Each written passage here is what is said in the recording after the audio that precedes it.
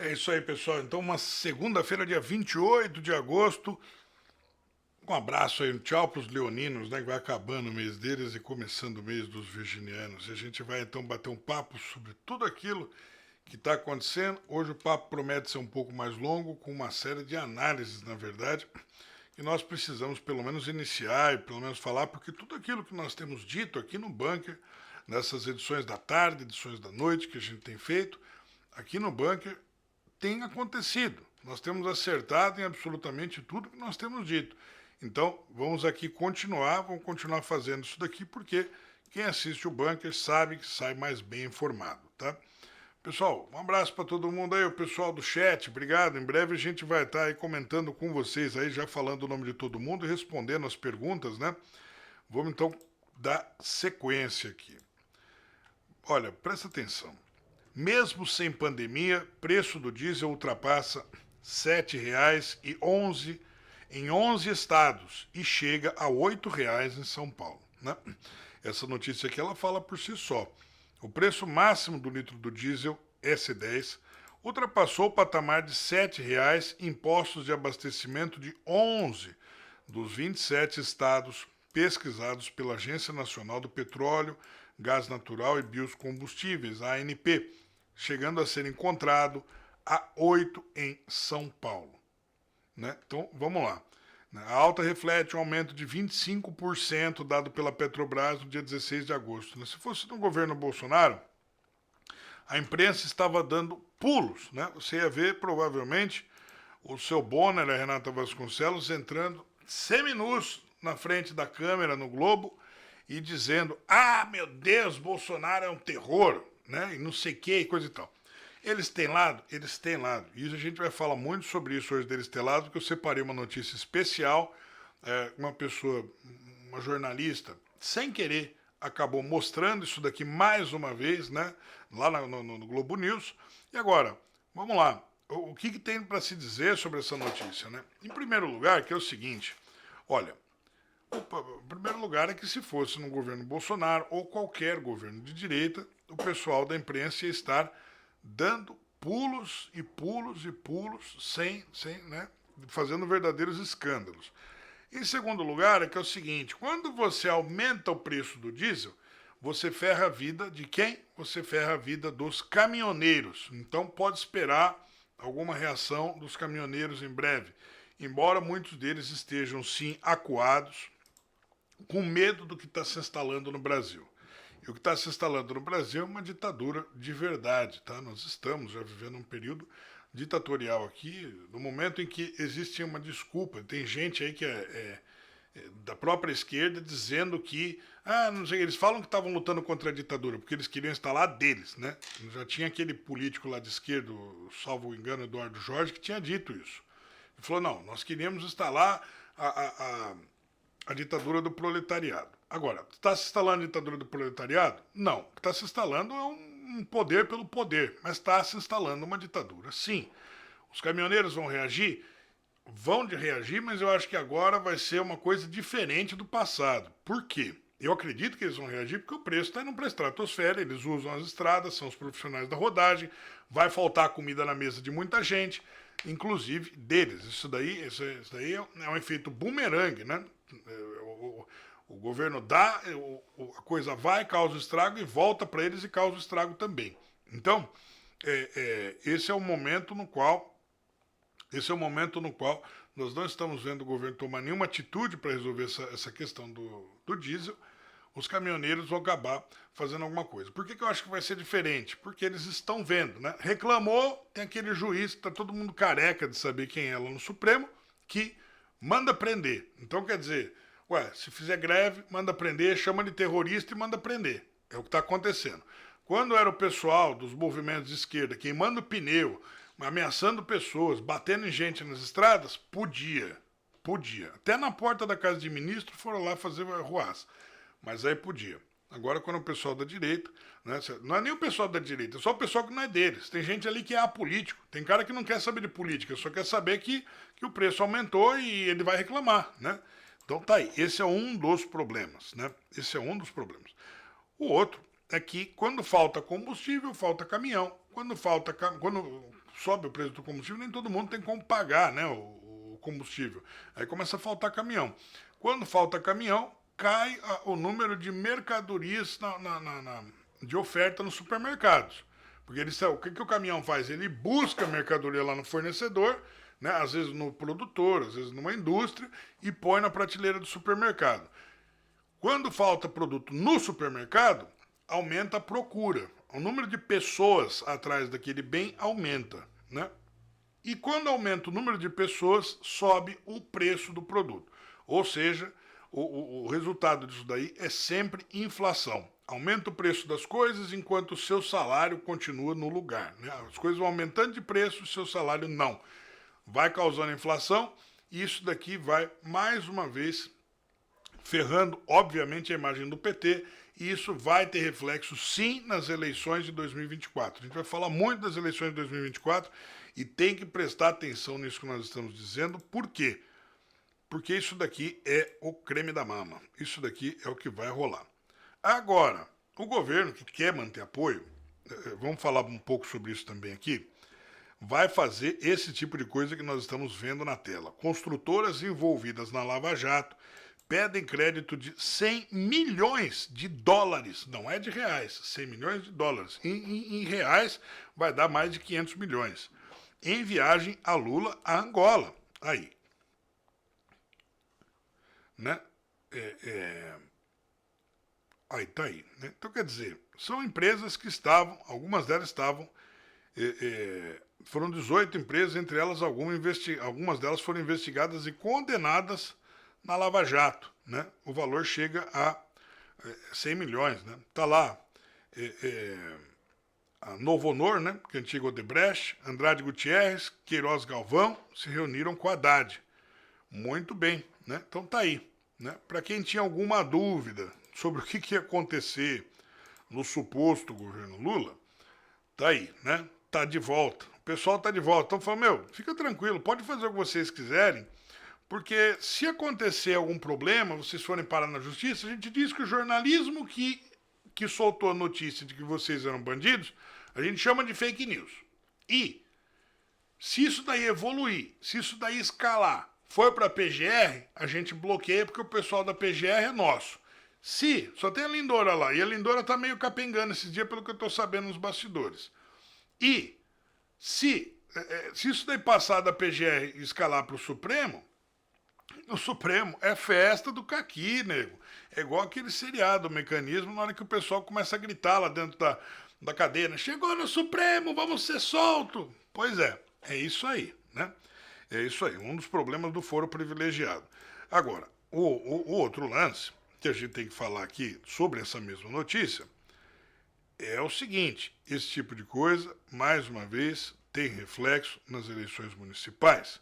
Né? O seu Lula, ele está começando a ver, né, que assim, o Lula ele tem uma questão que ele entende muito bem essa questão, só que ele não tem muito o que fazer para manobrar para sair do problema. Isso daqui é uma coisa, isso que eu vou falar, é uma coisa que a esquerda entende muito bem. Ninguém precisa chegar lá e explicar isso daqui para a esquerda, porque eles entendem isso. Existe uma diferença entre capital político e capital eleitoral. Capital eleitoral é a quantidade de pessoas que votam em você. Capital político é a quantidade de políticos, né, dentro do Congresso, dentro dos governos estaduais e municipais, todo o pessoal que vai contribuir com o seu governo, o pessoal que fecha com você e que vai te ajudar. Você quer passar uma reforma assim, você quer passar uma reforma assada, você quer passar uma lei disso, você quer passar aquilo ali, quem que você tem para contar? Isso é capital político. Né? Quantos senadores você tem? Quantos deputados você tem? Quantos vereadores, quantos, sabe, prefeitos, governadores, deputados estaduais, quanto de políticos efetivamente você tem e o que você pode fazer? Isso daí é capital político, tá? Capital eleitoral é quantas pessoas querem votar em você e como está a sua imagem com o público. Então você vê que é o seguinte: o Lula ele está investindo demais em capital político. E toda vez que você investe em capital político, você perde capital eleitoral. Essa é uma regra essencial para fazer análise política. Se você agradar muito a classe política, tô lá, dei emenda, fiz isso, fiz aquilo, o pessoal que acredita em você começa a ficar de olho. Fala, opa, esse cara tá. Por que esse cara tá agradando tanto os outros? Existe uma contenda, uma tensão permanente entre as pessoas e os políticos. Né? Então, a coisa é muito simples e funciona assim. Tá? Se você agrada muito o eleitorado, você desagrada a classe política, porque as coisas que o eleitor quer são diferentes das coisas que o político quer. O político quer emenda parlamentar, o político quer cargo, o político quer enriquecer. O Congresso funciona assim. O Congresso funciona assim. Olha, farinha pouca, meu pirão primeiro, tá? A coisa funciona assim. O Lula agora ele está numa sinuca de bico, porque ele entrou fazendo o governo muito errado.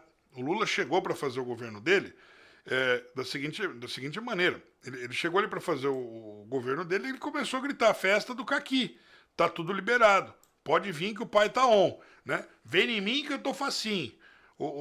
A gente agora, ó, aqui é festa do caqui, vocês podem pedir o que vocês quiserem, tá tudo liberado, né? E estando tudo liberado, fica tranquilo. Pessoal, que é o seguinte: Congresso é saco sem fundo. Congresso é saco sem fundo. Os caras ali, quanto mais você dá para eles, mais eles querem. O Bolsonaro, nesse ponto, ele acertou muito. Muita gente disse que o Bolsonaro não sabia negociar, mas ele acertou muito. Por quê? Porque ele não chegou dando nada para ninguém, deixou os caras se matarem um bom tempo, e depois, qualquer migalha que ele dava pro Congresso, o Congresso falava: ufa, conseguimos arrancar alguma coisa do cara. O Lula, nesse ponto, peca muito, tá? No ponto de negociação. Porque agora tá tendo que pedir dinheiro lá fora para bancar o Congresso, né? Bancar os aliados em tudo quanto é lado, inclusive. Esse pessoal quer saber de dinheiro. Tem muita gente que não é nem esquerdista nem direitista, é dinheirista. Tem que prestar atenção nisso, porque esse pessoal é muito grande, tá? Agora vamos lá. Essa daqui é uma coisa que vai mudar muita coisa. China chega com um navio entupido de carros elétricos e preços podem despencar, tá?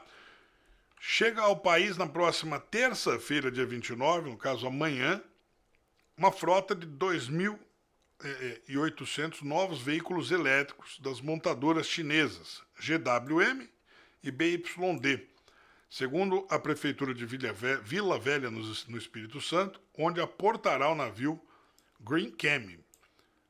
A maior parte dos automóveis tem como destino São Paulo. Então vem vindo para São Paulo aqui uma série de veículos elétricos, né, 2.800 veículos elétricos, para mexer no mercado brasileiro. Essa que é a verdade. A embarcação partiu do porto de Taikang, no leste da China, em 18 de julho, e faz sua viagem inaugural. O navio pertence à nova geração de navios da Frota Verde da China, que está entre os grandes estaleiros do mundo. Os veículos trazidos pela embarcação são do tipo SUV, segundo o presidente da Câmara do Comércio Brasil-China, Carlos Eiras. Cerca de 8.000 veículos chegaram ao Brasil por meio da rota, por meio da mesma rota do primeiro semestre de 23. Até dezembro, a projeção da soma alcançar 15.000 carros elétricos, a maioria deles das mesmas montadoras, com destino a São Paulo, Rio, Belo Horizonte, Brasília e Salvador. Então, quer dizer, nas capitais brasileiras, a China está investindo de entrar com a produção dos carros e, assim, substituir no comércio, né? Isso é muito sério que está acontecendo. A China está vindo para substituir no comércio as grandes montadoras. Aí sim a China começa a representar um perigo grande para o pessoal, para os empresários. Por quê? Escuta, você fazer esse tipo de coisa, você olhar e dizer assim: agora o Brasil começa a ficar meio que refém da China no sentido automotivo, porque você já dá o primeiro passo nesse sentido. Não é que quando já aportar isso aqui a gente é refém da China, não é isso. Mas a longo prazo, com esse tipo de coisa, o Brasil começa a ficar refém. Por quê? Não sei a qualidade desses carros, né? Vamos lembrar que o máximo que um país comunista na época produziu foi aquele... eu não lembro, aquele carro que parecia uma caixa de sapato Lada. Não, Lada, horrível, feio demais, né? Motivo, parece uma lancheira que você entra dentro. Aliás, tudo que a Rússia fez naquela época era feio demais. E não estou falando isso porque eu sou de direita, não. Estou falando isso porque é esteticamente feio, tudo quadrado, sem curva, sem nada. E quando você observa a chegada dos carros chineses, é como você começar a olhar e falar assim: olha, General Motors está no passado, a Mitsubishi está no passado, Volkswagen está no passado, Ford está no passado, Fiat está no passado. Se olhar para esse pessoal com uma certa distância, vai falando, opa, pessoal, vai ficando para trás, né? Tá chegando aí os carros elétricos. E eles vêm provavelmente para concorrer com a chegada do Tesla, né? Agora, muita coisa há que acontecer aí, né? O carro elétrico já é uma realidade e a China está fazendo o possível para sair na frente no Brasil. É claro que isso vai ter um impacto muito grande na economia mundial e o Brasil está sendo player disso, tá? Agora, que o Brasil decaiu muito no sentido internacional, isso ninguém tem nenhuma dúvida, né? Olha lá, isso é louco. O Brasil vai recorrer à Rússia para tentar segurar o preço do diesel, que já passa de R$8, né?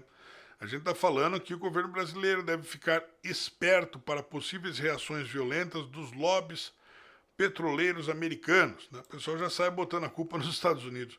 Em outras ocasiões, sempre que o Brasil reduziu muito as importações de derivados do petróleo dos Estados Unidos, ocorreram turbulências políticas no país. A Lava Jato e impeachment de Dilma, por exemplo, pode ter sido motivados por decisões da Petrobras. Isso aqui é uma bobagem tremenda que o cara escreveu, tá? Agora é o seguinte, o papo é que o Lula vai pedir, né, socorro lá na Rússia. É claro, né, o BRICS está aí para isso. O trato dos caras é óbvio, né?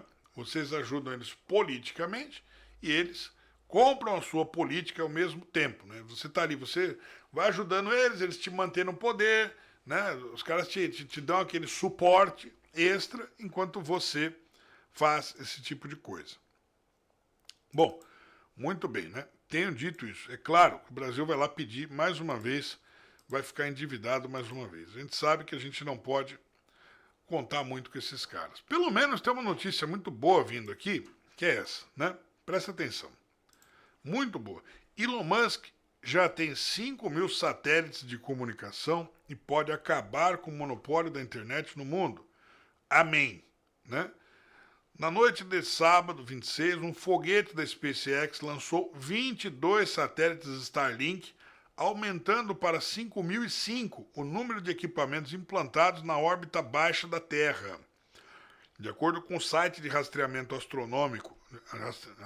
astrofísico Jonathan McDowell, denominado Grupo Starlink 611, o lote decolou no topo de um Falcon 9, a partir do complexo de lançamento especial 40, da Estação da Força Espacial dos Estados Unidos, em Cabo Canaveral, na Flórida. Né? Cerca de 8 minutos e meio depois, o primeiro estágio da Falcon 9 voltou à Terra para um pouso no navio drone da SpaceX, que estava posicionada em um local estratégico no Oceano Atlântico. Segundo a descrição da SpaceX, esse foi o terceiro lançamento e pouso deste propulsor em particular. Também foi o 70º lançamento da SpaceX em 2023, né? Foi o número 140 dessa plataforma. Bom, muito bem, o que está dizendo é o seguinte, o Elon Musk está lançando um monte de satélites e a internet que está na mão dos globalistas vai ficar, provavelmente, ele vai chegar com uma concorrência. O bom do capitalismo é isso. O bom do capitalismo é isso, que você tem concorrência. E concorrência significa não dar poder para as pessoas, tá? Concorrência significa que você não dá poder. Só existe poder quando você tem monopólio. Por que poder? Porque você tem a capacidade, você tem os meios para você fazer a ação. Você tem as moedas de troca. Se eu sou o único distribuidor de comida do mundo, para você comer, você tem que fazer o que eu quero. Então eu mando. Isso é poder. Isso é poder. Eu tenho uma moeda de troca, que é a comida. Estou supondo, né? Então, para você entender. Nesse caso, quando você tem mais do que uma pessoa, você fala, eu não vou fazer o que você quer, você está pedindo muito para mim. Não precisa ser dinheiro. O cara pode falar, você faz o que eu quero que eu te dou comida. É assim que funcionam os regimes comunistas. Você vai ver em Cuba, lá, por exemplo, cidadão que tem que andar dentro da linha, vai preso. Se quiser comida, o governo vai dar um ticket para ele, vai no mercado e fala, ó, esse mês aqui eu estou merecendo, pelo bom comportamento, um saco de arroz, uma coxa de frango. Pois é isso que acontece no comunismo, né? O poder absoluto na mão do ditador. Só que poder não significa dinheiro. Poder significa capacidade concreta de ação. Você ter os meios para que você possa fazer aquilo que você quer, né? Para que você alcance o seu objetivo. Então, você transforma os cidadãos em subalternos seus. Hoje o Brasil precisa reagir muito a isso, porque o brasileiro ele já se vê como um subserviente da classe política, quando ao contrário, as coisas estão muito invertidas aqui. Isso muita culpa do jornalismo também, que tem se colocado abaixo, tem corrido para socorrer políticos por dinheiro, se transformaram em prostitutas. Essa que é a grande verdade, tá? Esse comportamento de meretrício. Sinto muito. E vamos lá, né? Tem mais uma aqui. O Moro fazendo a denúncia, que eu acho uma coisa muito importante de se falar. O Moro faz a denúncia sobre cargos de empresa que darão em média 1 milhão extra a 2 ministros de Lula. O senador Sérgio Moro criticou neste domingo a indicação de ministros de Lula para o Conselho de Administração da Tupi, empresa que atua no ramo de metalurgia. Como mostramos, os ministros Carlos Lupe, né, lá do PDT do Ciro Gomes, e Aniele Franco, da Igualdade Racial, foram indicados pelo governo e eleitos conselheiros da companhia. Os vencimentos adicionais dos ministros podem variar de 465 mil a 1 milhão por ano. Tá aí, né? Não satisfeito em lotear politicamente as estatais, o governo Lula resolveu lotear o Conselho de Administração das Empresas Privadas, como a Tupi. Imagino que 2 ministros bem conhecem a indústria de metalurgia. É o partido da boquinha em ação, escreveu Moro no Twitter. Então vamos lá, o Moro. É o seguinte, mais ação e menos Twitter, tá? Legal que você viu isso, né? O antagonista noticiou, legal, o antagonista tá certo, tá fazendo o papel dele, que é noticiar. Agora, Moro, é o seguinte, você é senador. Cadê a cobrança disso? Né? O poder público, o Congresso, tanto os deputados quanto os senadores, mais os deputados, a gente vai falar muito dos deputados agora, tem que fiscalizar o executivo. O que os deputados estão fazendo é dar um pirulito pra gente. Você chega aqui e fala, fulano, você tem que agir, você tem que isso, tem que aquilo. O cara fala, vou fazer alguma coisinha. Toma, tá aqui. Toma um pirulito aí, cala a boca. Não é assim, os caras têm que agir, os caras têm que ser cobrados mesmo. Tem que ser cobrados sem dó. Seja de direita, seja de esquerda, não interessa. Político tá abaixo do cidadão. Isso tem que ficar estabelecido. Acabou. Tá? Não tem discussão sobre isso. Se não gostou disso daqui, não gosta da democracia. Dá papo para jornalista da Globo fazer a cabeça dos outros. Eu sinto muito. Né? Agora, o Moro fez isso? Fez. Legal, Moro, que você foi lá reclamar. Agora, já que você detectou um problema, você vai fazer o que a respeito, senhor Sérgio Fernando Moro? Quero muito saber o que é que você vai fazer a respeito, além de tuitar. Né? Isso, tuitar é legal, tuitou. Agora, o que você vai fazer? Você tá aí, você é senador, você vai fazer o quê? Quem está cobrando é o cidadão. Eu sou cidadão, eu tenho direito de cobrar. Né? For só falar, é fácil. Tá? Então tá aí. Essa é uma coisa. Agora, vamos passar rapidamente sobre uma notícia muito interessante que está chegando, que são benefícios do capitalismo. Né? O capitalismo é o seguinte, mesmo em tempos de crise, você consegue, ele encontra soluções. Né? Você está num tempo de crise, está um problema terrível, muita coisa está acontecendo, o pessoal está isso, está aquilo, aí você começa a encontrar soluções para baratear as coisas, você começa a encontrar, você começa a pegar os problemas e crise para o que é problema para uns acaba sendo solução para outros. É sempre assim que funciona. Quando você tem uma crise, você tem um problema. Se o problema está aí, é uma demanda. Se você tem uma demanda, alguém vai atender essa demanda, alguém vai resolver o problema e, portanto, vai fazer dessa solução um produto. Tem empresas de mercado que vendem soluções, né? Principalmente o pessoal da TI. Agora, aqui tem uma na aviação fazendo isso. Conheça a companhia aérea ultra low cost. Né? O low cost é custo baixo, de ultra custo baixo, que vai começar a voar para o Brasil. A companhia aérea ultra low cost, fundada pós-pandemia, a Arajet, desembarca no Brasil dia 21 de setembro, conectando São Domingos a Punta Cana, na República Dominicana, ao aeroporto de Guarulhos. Né? Vai trazer gente desses 2 lugares da República Dominicana para o aeroporto de Guarulhos, com um modelo de negócio que até a bagagem de mão é cobrada. E a companhia promete passagens 50% mais baratas do que a concorrência. A Arajet tem como investidores Os fundos de private equity americanos Bain Capital, que tem no portfólio as companhias Virgin Austria e Icelandair e a Griffin Global Asset Management. A frota é formada por Boeing 737-8 MAX, já são 10 em operação. A empresa tem um pedido de mais 35 à fabricante americana, entre firmes e opções que devem chegar nos próximos 5 anos. Então, quer dizer, o papo é o seguinte, os caras estão chegando, falam assim, a gente vai voar com os Boeings tal, e o que difere deles? O que difere deles é o plano de negócio. É como que eles estão oferecendo o produto deles, né? O serviço deles, no caso, não estão vendendo um produto, estão vendendo um serviço. Você entra no avião, a gente te leva até lá. Você não fica com o avião, você vai só até lá, a gente só te leva. Né? É um serviço de táxi aéreo. Então, eles vendem, então, um plano de negócio diferente. Né? Isso aqui é típico do capitalismo, é maravilhoso, porque começa a ter uma concorrência. Lá a bagagem é mais cara. Pô, mas se eu for com menos bagagem, eu vou pagar metade da passagem. Né? Ou seja, é fantástico, né? Você não precisa das mãos do Estado para resolver o problema. Né? No capitalismo, você tem liberdade, são as pessoas que resolvem os próprios problemas. Isso é fantástico. O capitalismo tem problemas. Sim, mas esse é o motor do capitalismo. Os problemas do capitalismo são justamente o que gera demanda, que é o que gera riqueza. Sem você ter os problemas do capitalismo, você não tem riqueza. Funciona assim a coisa, né?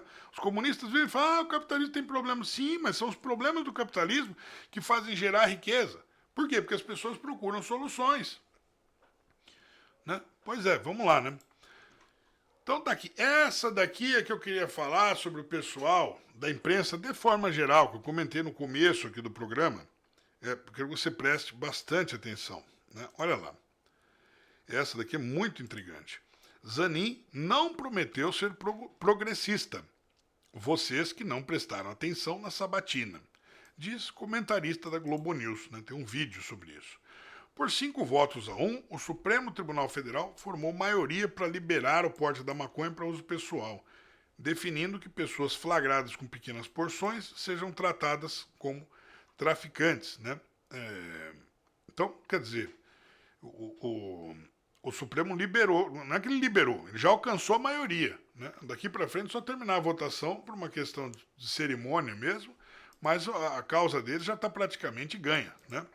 Ainda falta a definição do placar final da corte, que interrompeu a votação com pedido de vista. Né? Mais tempo para análise. O André Mendonça jogou uma pedra na engrenagem ali. Falta também definir qual seria a quantidade limite da droga. Até agora, o único voto contra a descriminalização do porte de maconha foi de Zanin, recém-chegado ao STF, indicado de Lula. A decisão do ministro frustrou o eleitorado do presidente. Né? Quer dizer, o pessoal estava achando que o Zanin ia chegar fazendo o jogo que eles estavam imaginando. Né? Que o Zanin ia chegar ali e falar assim, não, agora pronto, agora o Brasil é comunista e a gente vai fazer isso aqui. Não é assim que as coisas funcionam. Não é assim que as coisas funcionam. O Zanin não ia chegar desse jeito com o pé na porta. O Zanin primeiro ele dá uma arrefecida, fala, não, pessoal, fica tranquilo, senta que o leão é manso, tá? Fica tranquilinho, mamão com açúcar, vou votar junto com os conservadores aqui, eu vou votar junto com os liberais, eu vou contrariar o governo Lula, vou mostrar que eu sou independente. Eu vou mostrar que eu não ligo para Lula, que eu não tô ligado com Lula, não, que eu sou um juiz firmeza. Eu vou mostrar que eu sou um juiz legal. Vou mostrar que eu sou um juiz independente. Isso, acreditou? Acreditou que você é um juiz independente? Acreditou que ele é bacaninha? Agora volta uns anos atrás nas delações da Lava Jato, vê o que é que o Lula estava falando do comportamento do Rodrigo Janot, que era o PGR da época. Tem lá o áudio do Lula falando, o Janot, esse é o agradecimento do Janot, sabe? Companheiro, esse é o agradecimento do Janot por ele estar na PGR. Ele achava que o Janot tinha que fazer o que ele mandava. É o mesmo Lula. Tá achando que ele não acha que o Zanin é funcionário dele ainda? O Zanin pro Lula não é um ministro do STF, é um advogado que ele botou lá para fazer o que ele quer. E o Lula pensa e age assim. Isso daí tem comprovação pelo áudio da Lava Jato. Então tá aí. Né? Ah, o Zanin vai fazer isso aqui. Não, agora o Zanin vota contra, dá uma de independente. Na hora que enganar o povão, vai falar: não, o Zanin é de esquerda. Não, ele votou contra o porte da maconha, votou nessa causa, na outra, né? E etc. Terras indígenas e tal. Tudo bem, demarcação lá, marco temporal. Ok, bom, então tá ali, né? Então ninguém pode falar nada. Não, é só para calar a boca do pessoal da direita. Dali a pouco, na hora que o chicote vier estralando, vocês vão sentir saudade do Moraes. Vão falar: caramba, Zanin. Caramba, Zanin. Os caras estão ali assim mesmo, tá? Deixa eu ver Tá aqui, ó. Já achei o vídeo. Vou botar na tela pra gente assistir junto aqui, tá? Tem aqui o vídeo do seu Cristiano Zanin. Zanin não, perdão. O vídeo da Dona Globo. Aqui. Opa, tá aqui.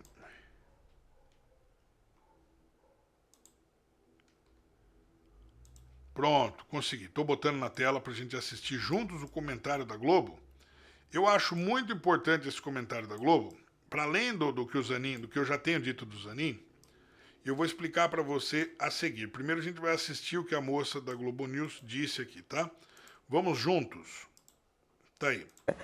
Esse foi talvez o terceiro ou quarto voto nessa curta, né, trajetória ainda de Zanin no Supremo Tribunal Federal que causou espanto a setores de esquerda, que estavam vivendo, aí sou eu dizendo, uma espécie de pensamento mágico idealizado de que Zanin, embora jamais tenha dado qualquer pista de que seria progressista, seria. Ele deu vários sinais na sabatina e eu comentei aqui no Estúdio I, naquele dia, que ele estava respondendo como alguém de valores conservadores e não progressistas. Mas havia um pensamento mágico de que, não, isso é o que se diz na sabatina e não nos votos. A gente pode depois falar dos outros votos para não alongar demais esse comentário, mas não para em pé esse argumento de que a descriminalização do porte de droga para uso pessoal atrapalha o enfrentamento à criminalidade ou é contraditório em relação ao dever constitucional de o Estado zelar pela saúde do cidadão. É exatamente o oposto e isso nem sou eu que estou dizendo. Afora, poderia citar aqui vários especialistas, estudos nessa área, pelo menos 2 ministros do Supremo Tribunal Federal, durante a própria sessão, chamaram atenção sobre isso. Olha, é o contrário, quando você criminaliza, o usuário que se tornou um dependente não procura ajuda. Acho que foi o ministro Luiz Roberto Barroso que apresentou esse argumento. Por quê? Porque se o usuário procura um serviço de saúde para pedir ajuda, os médicos, a equipe, tem que reportar porque é um crime. Se é crime, então você não acolhe. Entende? Então, assim, Zanin, nesse aspecto, demonstrou desconhecimento da produção intelectual em relação a essa questão do enfrentamento às drogas.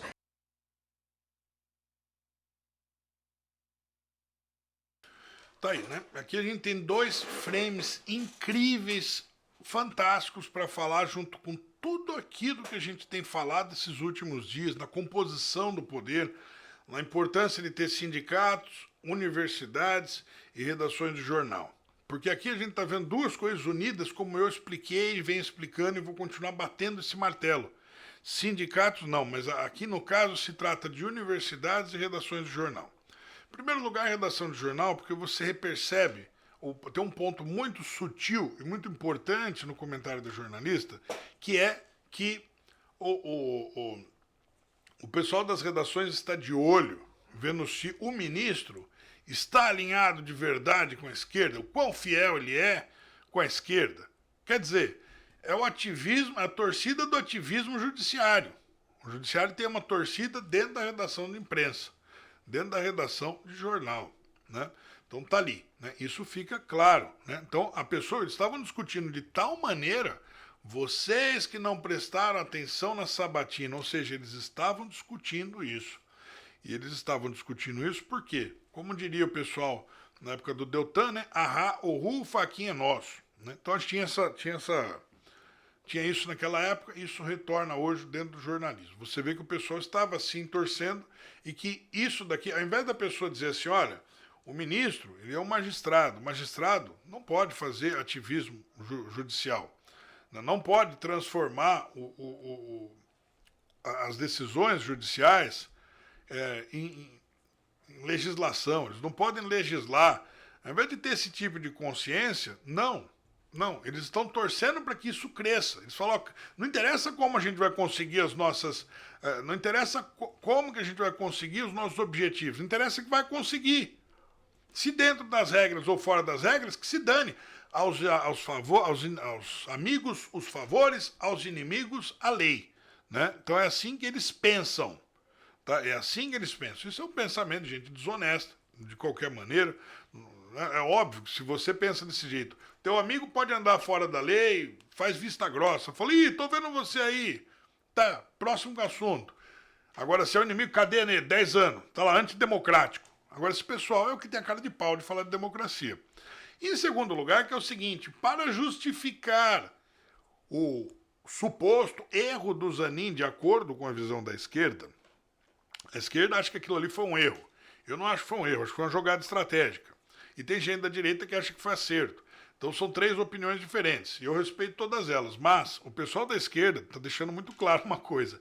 Presta atenção no ardil. A gente está falando isso daqui há muito tempo. A jornalista vai se basear numa pesquisa. Né? Ela vai dizer assim, foi feita uma pesquisa, tem um documento aqui que mostra isso e aquilo. Agora, você começa a perceber qual é a importância da direita ter universidades, porque você não sabe esse tipo de pesquisa como foi feita. Você não sabe como que esse tipo de pesquisa foi realizada. Se alguém comprou a pesquisa, se alguém botou um reitor lá para falar o que eles querem, o que eu não duvido, pode ter acontecido e deve ter acontecido, dado que a esquerda luta pelo controle das universidades com unhas e dentes. Os caras ligam lá, eu tenho dito isso, eles encomendam, falam, eu quero uma pesquisa aí, sabe, companheiro, eu quero uma pesquisa aí dizendo que maconha faz bem pra caramba e que o usuário, sabe, se ele não vai procurar ajuda porque maconha é crime.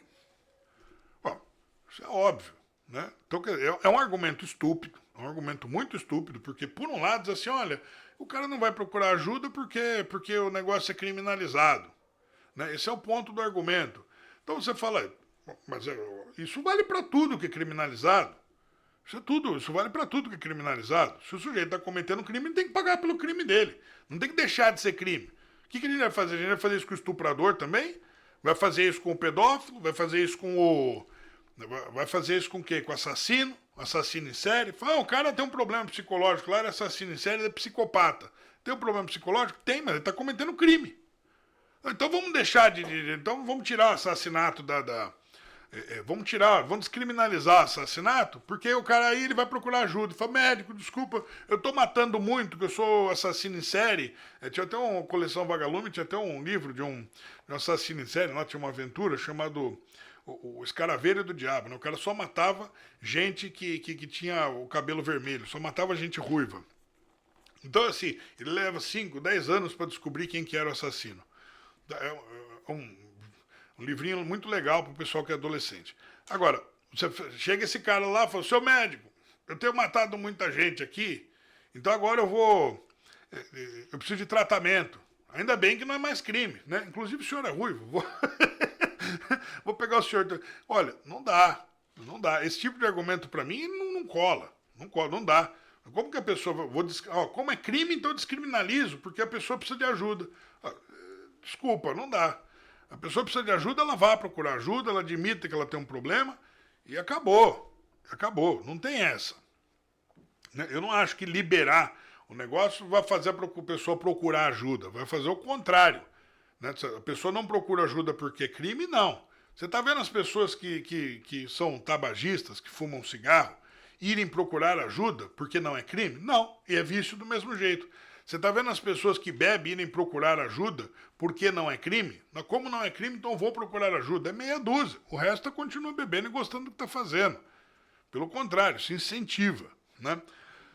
Essa é a minha visão. Mas aí entra a estratégia política, que é o mais importante a ser entendido nesse momento. Não deixa passar isso. Os caras têm uma universidade lá para fazer as pesquisas que eles querem, para dar um ar de ciência, para transformar a opinião deles em ciência, e aí acabou a discussão pública. Aí é ciência. E aí até o juiz tem que calar a boca. Aí a pessoa chega e fala, o Zanin demonstrou desconhecimento. Ou seja, qual que é o conhecimento? O conhecimento é o que a esquerda produziu dentro da universidade. Então o juiz tem que calar a boca. É mais poder você ter uma universidade do que você ter um juiz do Supremo. Tá entendendo? Tá entendendo isso que eu estou dizendo? Essa relação tem que ficar clara. Essa relação tem que ficar delineada. Você que está do outro lado, você tem que sair daqui do bunker entendendo esse tipo de coisa. Para você amanhã ter a perspicácia, ter a sagacidade, você ter a cuidade de raciocínio. Você vê a coisa no jornal, você fala, agora que eu estou entendendo o que aconteceu. Eu estou entendendo como isso chegou aqui.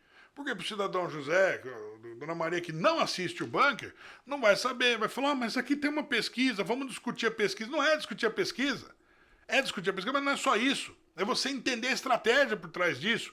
Ter universidade, sindicato, redação de jornal é a coisa principal dentro da política. Isto é poder.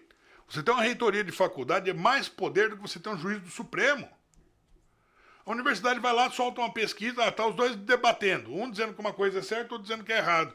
A universidade vai lá, solta uma pesquisa dizendo que agora é ciência e que não tem mais discussão pública. Acabou. O juiz do Supremo tem que acatar e calar a boca. E aí? Ah, o Zanin foi contra. O Zanin foi contra por uma conveniência. Eles que estão ali, eles entendem o jogo, eles sabem o que está acontecendo. Eles dão até risada quando vê essas pesquisas. Só já entendi, a instrução da esquerda é como que o juiz deve votar, vem dentro da universidade. Então tem que prestar atenção nessas coisas. A direita, enquanto não tomar esses lugares e botar ordem lá, falando, aqui vai se fazer ciência de verdade. Não vai fazer ciência comprada pela esquerda, que a esquerda quer que fala, agora pronto, tá aí. Né? Eu não confio em uma única pesquisa de universidade que sai da esquerda. Por que não confio? Porque sei como os caras pensam. Né? Então, assim, são coisas muito importantes a serem ditas, tá? Fora isso, agora a esquerda está aqui dando uma de preocupada. Não, agora não, eu voto do Zanin e tal. Isso aqui é papo de militância. Tá? O Zanin, agora tem o julgamento aqui do marco temporal, né? Vamos ver qual é o outro julgamento. A indignação entre os setores progressistas com os votos de Zanin marcou nos últimos dias nas redes sociais e nas conversas de aliados de Lula. Deve continuar nesta semana por causa da votação tida como crucial tanto para a direita quanto para a esquerda. A adoção do marco temporal para a demarcação de terras indígenas. Então tá aí, o pessoal está com medo do voto do Zanin no marco temporal. Eu não sei o que é que o Zanin vai votar, se ele vai votar sim ou não. Né? A gente aqui está aqui para noticiar, para fazer comentários, para ajudar a formar raciocínios. Agora, o Zanin, não sei se ele vai votar contra ou se ele vai votar a favor. Uma coisa é certa, né? O marco temporal é uma coisa que a esquerda quer. O marco temporal é o quê? A partir de tal data, né, as terras passam a ser pensadas de uma maneira e da data anterior de outra maneira. Isso daí funcionava, a partir da Constituição de 88. Isso daí funcionava para a esquerda da seguinte maneira, de novo com a estratégia das universidades. Chegava um sujeito lá e dizia, achei um pedaço de azulejo lá na terra da fazenda tal. Aí um antropólogo, né, um antropólogo da esquerda, olhar e falar, esse pedaço de azulejo aqui, na verdade é um vaso muito importante que prova que essa terra é da tribo Guarani, Shampoo, Coca-Cola. Tá aqui. Então essa tribo aqui que é o dono do lugar. Então vamos desapropriar a terra do fazendeiro, vamos tomar a terra da fazenda, essa fazenda não é mais desse sujeito, ela vai ser dada a uma ONG que está cuidando do bem-estar dos pobres dos índiozinhos, vai dar para os pobres dos índiozinhos, o cacique Hilux vai tomar conta dessa terra, né? Dos índios deles, né? O cacique Chavante, Sererê Chavante, não. Isso daí tem que ficar preso porque não é o índio deles, né? Então vão lá dar pro papacapim deles. E tá aí, né? Então funciona assim. Por quê? Para a esquerda é muito importante Porque eles querem desapropriar as terras, dizem que é improdutivas, mas a respeito eu não sei, e vão desapropriar essas terras e dar na mão de gente deles. É tomar bens mesmo, né? Agora, uma coisa é certa, né? Isso daqui, novamente, a política que está sendo discutida no Supremo, novamente vem de pesquisas universitárias, né? Os antropólogos formados dentro das universidades para fazer o que eles querem, para transformar a opinião pública em ciência, dar um ar de ciência, dizer que o que eles falam não tem discussão sobre isso mais. Não tem mais discussão sobre a ciência histórica, é isso e aquilo. Não se pode discutir. Por quê? Porque eles vão dar um ar de ciência, vão ter um sujeito com diploma, um militante diplomado, para falar o que eles querem. Não importa a verdade, importa o que eles querem. Acabou, já tem uma pesquisa, já está assinado por uma bancada de uma universidade. Vai fazer o quê? O cara é antropólogo, ele pode fazer, né? E aí, como é que você vai fazer? Como é que você vai discutir isso? Vai se tornar, então, uma coisa a favor deles dentro do judiciário, tá? Presta atenção à importância que tem para a direita ter universidades. A direita precisa botar ordem nisso daqui e fazer ciência de verdade. Não é mais para chegar lá e falar, não, nós vamos fazer diferente que nós somos bonzinhos. Não. Chegar lá e falar assim, nós vamos fazer diferente porque nós não somos bonzinhos. Se você da esquerda chorar, você, os caras estão dizendo, chora mais alto que as tuas lágrimas são música para os meus ouvidos. Tá? Mais alto, por favor, mais alto. Isso, vai chorando. Eu vou botar uma trilha sonora de fundo. Vamos botar o Whitney Houston aqui enquanto você chora.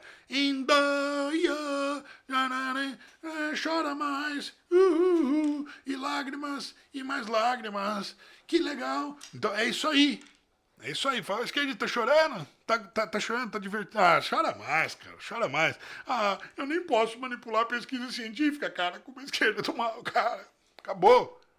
Para a esquerda é importante ter as universidades para acabar com a discussão pública. Tá?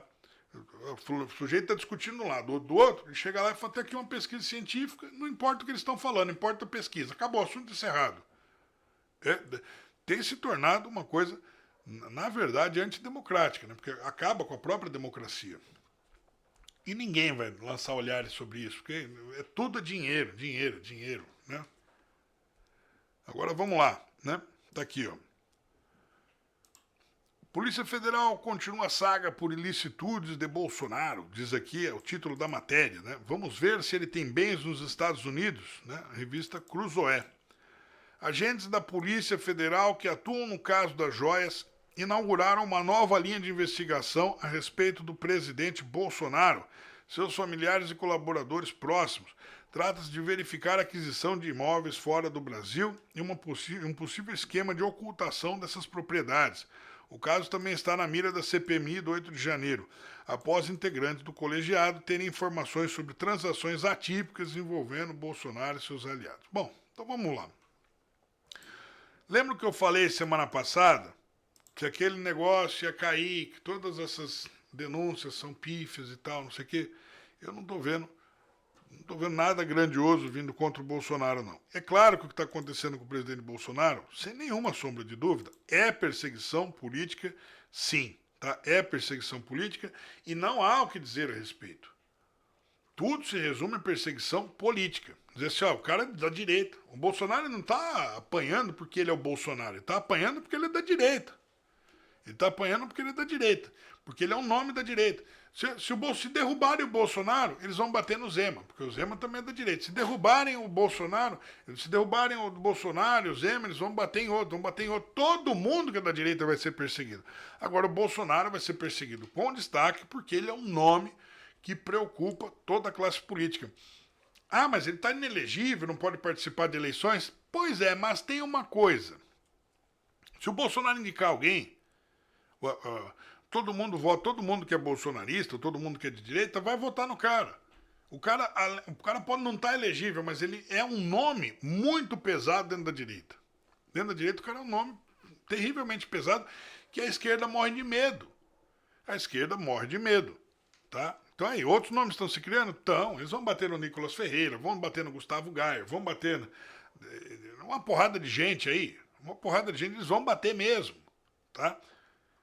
E é isso aí, mais uma narrativa levantada. Eu não tenho fé nenhuma que esse tipo de coisa vá para frente. Não acredito que o Bolsonaro tenha feito isso, né? Mas a minha opinião aqui, nesse caso, é de menos. Vamos esperar a conclusão das investigações, que mais uma vez deve dar com os burros na água. Essa que é a grande verdade, tá? Pessoal, é isso aí. Infelizmente, o nosso horário está acabando. Nós temos mais aqui uma série de notícias que a gente precisava, de fato, comentar, tá? Mas a gente vai deixar isso daqui para a edição da noite, tá? Vamos deixar isso daqui para a edição da noite. Tem alguns fatos importantes, mas que eu quero comentar com mais calma, com mais tranquilidade, na edição da noite. Muito obrigado. Você que me acompanhou até aqui, eu peço que nos comentários você coloca lá, digita lá para mim, por favor, no comentário do vídeo lá embaixo. Assisti até o final, vi até o final, coloca lá alguma coisa que eu vou ler os comentários. Eu quero saber quem assistiu todo o vídeo, toda a edição da tarde, para que a gente possa, então, ter uma ideia de como que as pessoas estão sendo atingidas por essas informações. E coloca também a cidade de onde você está, a cidade de onde você está assistindo. Sou tal cidade, tal estado, né? Eu agradeço muito, isso é muito importante para mim. Você que está aí do outro lado, quer acompanhar a gente, quer estar sempre junto com a gente, entra lá, @jornalbunker, né, no Telegram. Né? Lá cabe muita gente, até 200 mil pessoas, e a gente vai todos os dias ali, a gente vai alimentando com as notícias do dia, etc. E se acontecer alguma coisa de tirarem tirarem a gente das plataformas, vocês ficam sabendo primeiro lá, não ficam sem notícias nossas, tá bom?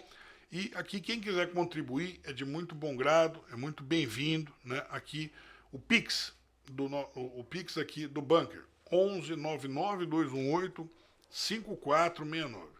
Você ajuda a gente, ajuda o nosso trabalho, e a gente vai, você ajuda o nosso trabalho, e a gente vai seguindo adiante aqui com a nossa, com o nosso trabalho de noticiar aqui, tá certo? Pessoal, um beijo no seu coração, que Deus te abençoe. Obrigado, Deus em primeiro lugar. Sem Deus eu não faço nada e nem quero. Aqui, para mim, tudo que está acontecendo é muito importante, mas em primeiro lugar sempre vem salvação e vida eterna, tá? Isso para mim é o que interessa. Me interessa estar com Jesus Cristo no final. Como que as coisas vão acontecer aqui na Terra, a gente tenta fazer alguma coisa, a gente tenta ajudar, a gente tenta fazer da melhor maneira que puder. Agora, o que é mais importante é estar junto com Deus, tá? Isso é insubstituível. Tá bom? A gente vai ficando por aqui então. Um beijo no seu coração. Que Deus te abençoe. Ora por a gente, né? E a gente vai ficando por aqui e voltamos para a edição da noite, às 10h30 da noite. Um beijão no seu coração. Fomos!